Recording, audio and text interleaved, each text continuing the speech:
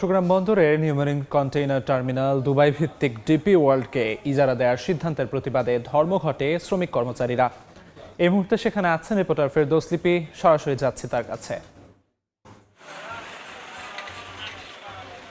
সকাল ৮টা থেকে ধর্মঘট শুরু হয়েছে।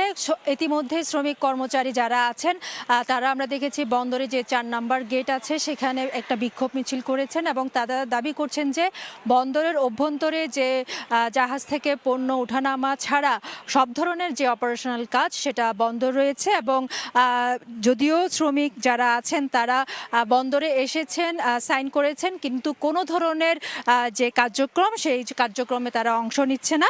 বেলা 11টার দিকে বন্দর ভবনের সামনে তাদের একটা বিক্ষোভ মিছিল বের করার কথা রয়েছে এবং আপনারা জানেন যে শ্রমিক কর্মচারীদের যেই ধর্মঘট, সেই ধর্মঘট কিন্তু 2 দিনের ডাকা। আজকে শনিবার বন্দরের অভ্যন্তরে যে অপারেশনাল কার্যক্রম সেই কার্যক্রম তারা বন্ধ ঘোষণা করেছেন এবং আগামীকাল রোববার অপারেশনাল কাজের পাশাপাশি দাপ্তরিক যে কাজ সেটাও বন্ধ রাখার তারা ধর্মঘটের কর্মসূচি হিসাবে রেখেছেন এবং তাদের দাবি হচ্ছে যে চট্টগ্রাম বন্দরে যে এনসিটি এটি একটি লাভজনক প্রতিষ্ঠান এবং যেটা বন্দরের নিজস্ব টাকায় গড়ে ওঠা সেই লাভজনক প্রতিষ্ঠানকে কেন বিদেশিদেরকে পরিচালনার দায়িত্ব দেওয়া হবে এবং অবিলম্বে এই যে চুক্তির প্রক্রিয়া সেটা বাতিল করার তারা আহ্বান জানিয়েছেন সরকারকে এবং তা না হলে কিন্তু বন্দর আরও কঠোর কর্মসূচির ঘোষণা দিয়েছেন কর্মচারী এবং যারা শ্রমিক নেতারা আছেন তারা। এবং আমরা দেখেছি যে গতকাল কিন্তু চট্টগ্রাম বন্দর কর্তৃপক্ষ এটা নিয়ে কঠোর অবস্থান নিয়েছেন। বিশেষ করে আপনারা জানেন যে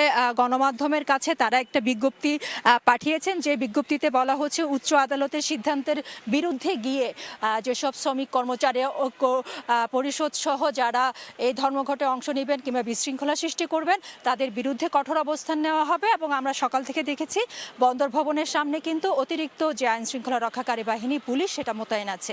তো এই ছিল আমার কাছে এখনো পর্যন্ত চট্টগ্রাম বন্দর থেকে সর্বশেষ। চট্টগ্রাম বন্দর থেকে সবশেষ খবরাখবর জানাচ্ছিলেন সহকর্মী ফেরদৌস লিপি।